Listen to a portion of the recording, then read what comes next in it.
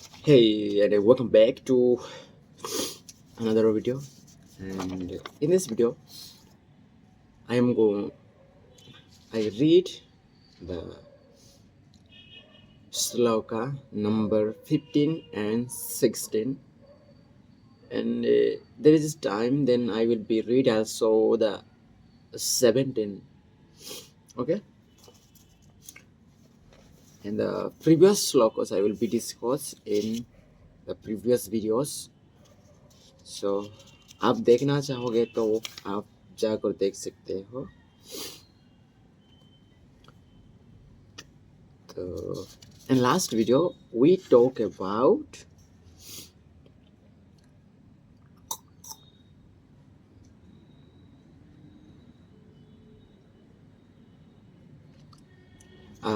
मुक्ति के लिए क्या जरूरी है भाई.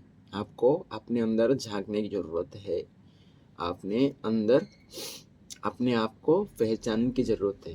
अपने अंदर से आप बाह्य में माने बाहर दुनिया में आप ढूंढोगे तो आपको वो नहीं मिलेगा. तो सब कुछ अपने अंदर है. ओके, एंड आज हमने ये देखा था कि जो हम जब भौतिक दुनिया में बहुत सारे बंधनों में हम रहते हैं, जैसे कि हो गया प्रेम, माता पिता, ऐसे बंधनों में रहते हैं. जब हमारी और दोस्तों और बहुत सारे भौतिक चीज़ों कि हम जो लव में आते हैं, जब हम इस दुनिया को छोड़ के जाते हैं ना, उस टाइम पे ओ या उससे पहले ही आपको ना वो चीज़ें सारी आपको बहुत ही दुख आपकी ज़िंदगी में लाने वाली है. तो आपने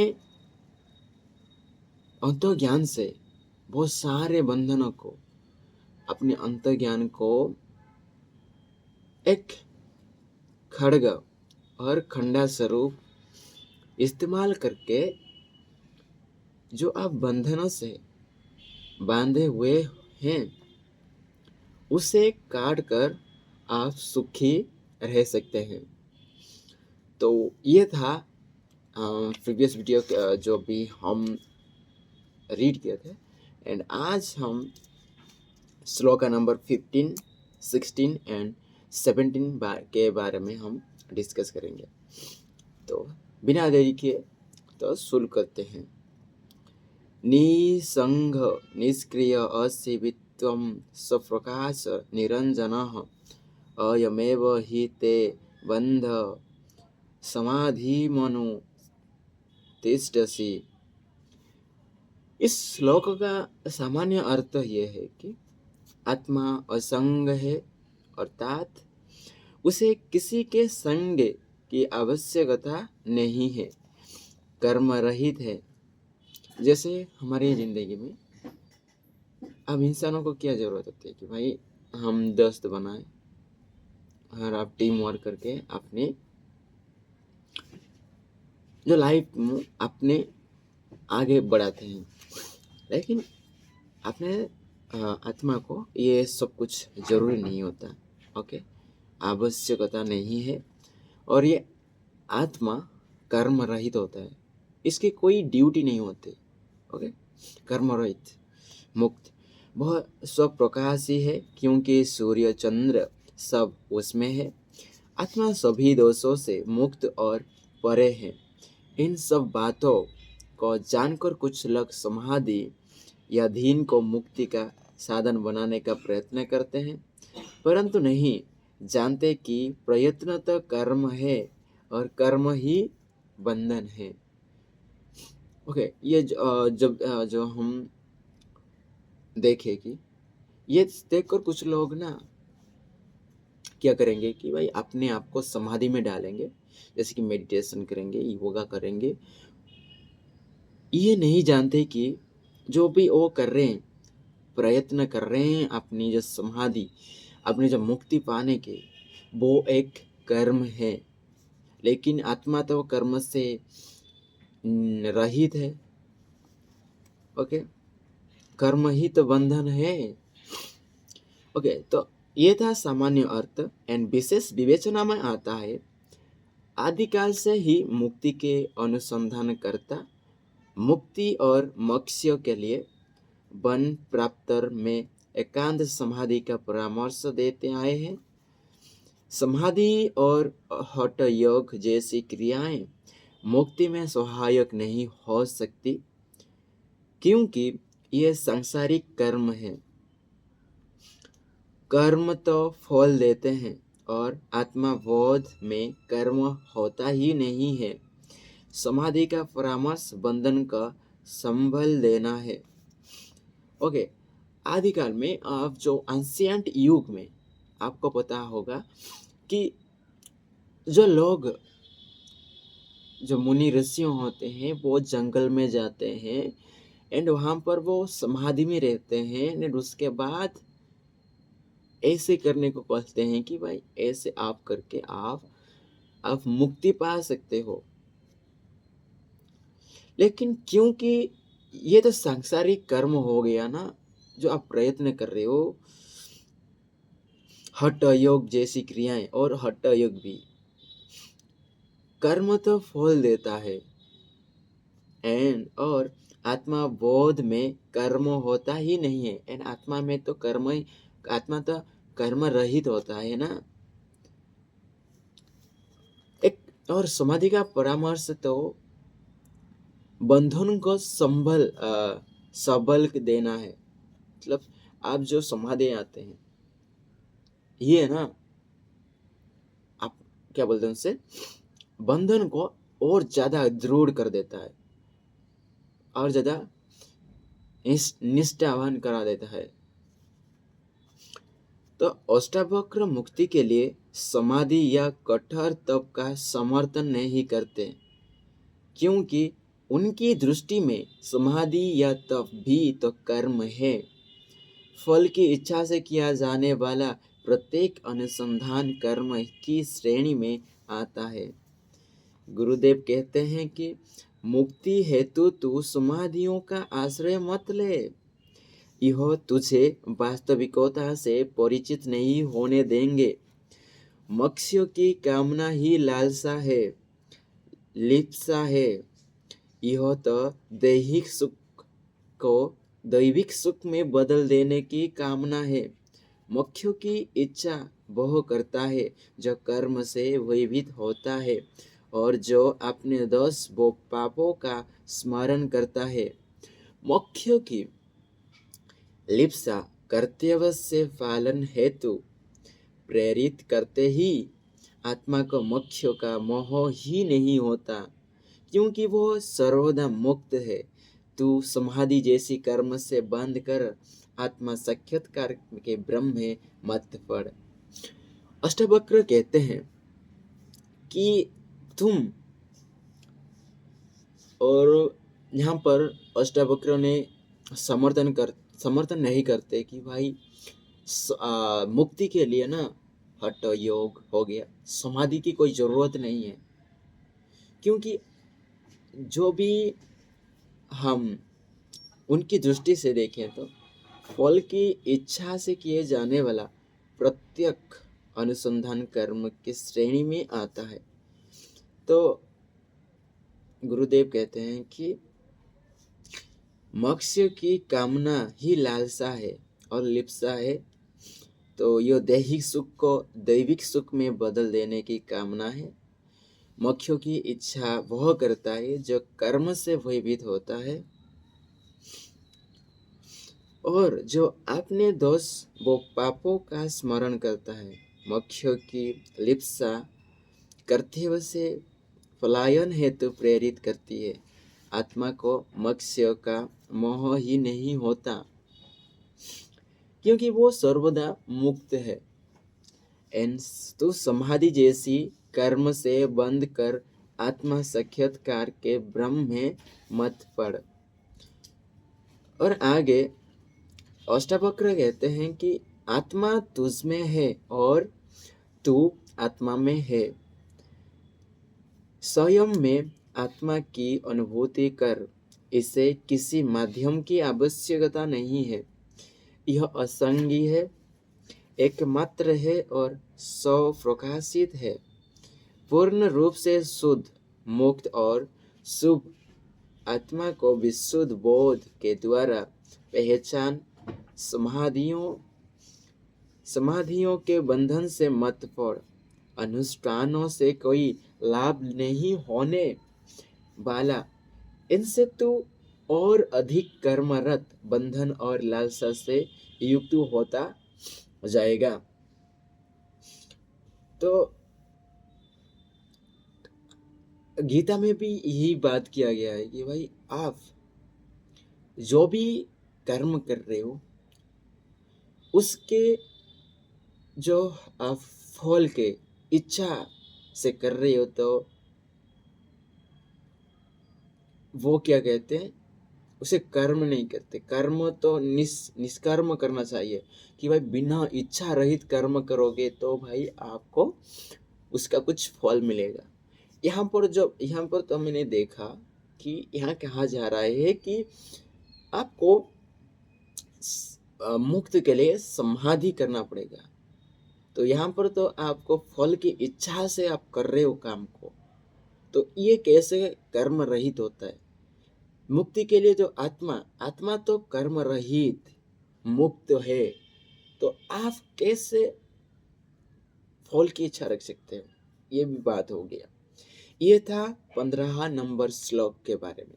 एंड 16 नंबर श्लोक के बारे में बात करें तो तेयो व्यक्तमिदं विश्वं तेयि प्रथम यथार्थतः शुद्ध बुद्ध स्वरूपस्व मागमः क्षुद्रचित्त ताम। सामान्य अर्थ के बारे में थोड़ा बात करें तो यह समस्त विश्व तुझमें समाया है और तू समस्त विश्व में तू। एंड सत्य यही है कि तू ही विश्व है, विश्व है तू है। तू सर्वदा मुक्त और शुद्ध स्वरूप है। बस क्षुद्र प्रवृत्तियां तेरे चित्त को भ्रमित करके तुझे विकारों का प्रिय बना देती है और तू सत्य से दूर हो जाता है। इस श्लोक का सामान्य अर्थ देखें तो ये कह रहा है कि आप विश्व है, आपके अंदर ही विश्व है, मतलब पूरा वर्ल्ड आपके अंदर है। एंड और एक बात किया गया है, एंड सारी दुनिया में आप हैं, दुनिया आपके अंदर है, आप दुनिया के अंदर हैं। ओके। एंड और जो भी छोटे छोटे जो डिस्ट्रैक्शन होते हैं, छोटे छोटे चीजें होती है जो कि आपका भ्रमित करके आपको जो सच होता है उससे आपको दूर ले जाते हैं। ओके, ये था थोड़ा सामान्य अर्थ। एंड इसकी थोड़ा विवेचना में जाए तो, विशेष विवेचना में जाए तो सृष्टि एकात्मा है। सृष्टि और मानव भिन्न नहीं हो सकते। सृष्टि के मानव और मानव के सृष्टि समाई है। मतलब सृष्टि एक एकात्मा है, एक ही आत्मा है। एंड सृष्टि और मानव भिन्न नहीं हो सकते। मानव सृष्टि में मानव में ही सृष्टि है। इसलिए तो भाई हम जो भी चीज आप अपने सराउंड्स में देखते हैं तो वो एक दिन किसी की दिमाग में आया होगा, उसके बाद वो प्रस्तुत किया हो गया, उसे बनाया गया होगा। तो आप किसी भी चीज का बनाए तो आपके अंदर क्या रह गया, आपके अंदर सृष्टि रह गया। आपके अंदर सृष्टि है और सृष्टि के अंदर आप है। आत्मा और विश्व की पृथक नहीं, संपूर्ण विश्व आत्मा में समाहित है। तो आत्मा भी संपूर्ण विश्व में व्याप्त है। इसमें कोई भेद नहीं है। एकात्मा में ही सृष्टि निहित है। अष्टावक्र कहते हैं क्षुद्र विचारों का प्रभाव होता है और मनुष्य अपने आत्म स्वरूप को भूल जाता है। और थोड़े थोड़े जो आपके सोच में आते हैं, थोड़े थोड़े प्रभाव, सोच के प्रभाव आते हैं, एंड आप मनुष्य अपने आत्मा रूप को भूल जाते हैं। उसे सत्य का भान नहीं होता और उसकी दृष्टि अद्वैत हो जाती है, जिसमें वह विश्व को स्वयं से भिन्न देखता है। यही वह भूल है जो मनुष्य को भव संसार से पार नहीं होने देती। भले ही वो कितने भी प्रयत्न कर ले, आत्मा स्वरूप को जाने बिना तो मुक्ति ही कल्पना ही नहीं। तू शुद्ध स्वरूप आत्मा है, तू ही ब्रह्मा है और तू ही ब्रह्मांड है। विश्व तेरे अंतर है, अंतर में, और तू विश्व में व्याप्त है। तुम दोनों में तनिक भी अंतर नहीं है। अपना दृष्टा स्वयं बना। चित्त में मलिन व क्षुद्र विचार को आश्रय मत दो। छल कपट, स्वार्थ का भोगा और क्षमा, उदारता और सत्य आदि का स्मरण करो। इनमें डूब जा। जिसने मन में उत्पन्न होने वाली क्षुद्र प्रवृत्तियों को परास्त कर दिया, वही अपनी आत्मा स्वरूप से संपूर्ण दृष्टा होने पर परम बोध प्राप्त करता है। इसमें अष्टावक्र कहते हैं कि जो आपके अंदर ही आप ही ब्रह्मा है, आप ही ब्रह्मांड है, एंड विश्व तेरे अंदर है और विश्व में तू व्याप्त है। सारी दुनिया में आप ही छाए हैं एंड सारी दुनिया आपके अंदर ही है। तो ये था। तो आप जो छोटे छोटे विचार आते हैं आपके दिमाग में, उसे आप यदि आप परास्त कर सकते हैं, उससे आप यदि बैलेंस कर सकते हैं, कंट्रोल कर सकते हैं, तो आप अपने आत्मा स्वरूप से संपूर्ण दृष्टा होने पर परम बोध प्राप्त करता है। परम बोध आपको प्राप्त कर सकेंगे। ओके, ये था 16वां अध्याय। ओके, एंड 17वें श्लोक के बारे में बात करें तो निरपेक्ष निर्विकार निर्वरः शीतलाशयः अगाध बुद्धि रक्षुब्ध भव चिन्मात्र वासन। इसकी थोड़ी सामान्य अर्थ को देखें तो आत्मा जो कि तू ही है, पक्षपात से रहित और पूर्ण रूपेण निर्विकार है। उस पर सभी निर्भर हैं, परंतु वह किसी पर निर्भर नहीं है। इसकी प्रवृत्ति अत्यंत शीतल है और क्रोध उसे स्पर्श भी नहीं करता। ये सभी गुण तेरे हैं, अतः तू स्वयं को अपने स्वरूप में स्थित कर, चैतन्य स्वरूप होकर उसमें ही स्थित हो। मतलब इस श्लोक कहना चाहता है कि आत्मा जो कि तू ही है, और आत्मा ना पक्षपात से रहित है, वो किसी की खिलाफ किसी की तरफ होती नहीं है। वो पक्षपात से रहित है और पूर्ण रूप से निर्विकार है। वो किसी के ऊपर निर्भर नहीं करते, बट सभी उसके ऊपर निर्भर करते हैं। ओके, एंड क्रोध अत्यंत शीतल और क्रोध उसे स्पर्श भी नहीं करता। ये सभी गुण तेरे हैं, अतः तू स्वयं को अपने स्वरूप में स्थित कर और चैतन्य स्वरूप होकर इसमें ही स्थित हो। इसे आत्मा को कोई भी लाभ, जेलेसी हो गया, क्रोध, एंग्री, ये ना उसे छू नहीं सकते। ये सब ना तेरे और मेरे भी गुण हैं, जो हम क्रोधित हो जाते हैं, किसी के ऊपर गुस्सा, किसी के ऊपर हम जेलस फील करते हैं। ये सब तेरे और मेरे हैं, लेकिन ये सब चीज़ें आत्मा को छू भी नहीं सकते, टॉस भी नहीं कर सकते। तो ये था सामान्य अर्थ। एंड विशेष विवेचना को हम देखें तो अष्टावक्र कहते हैं कि मुक्ति की इच्छा रखने वाली आत्मा, तू अपना वास्तविक स्वरूप तो पहचान, उन ब्रह्मों से बाहर आकर अपने चैतन्य रूप को पहचान।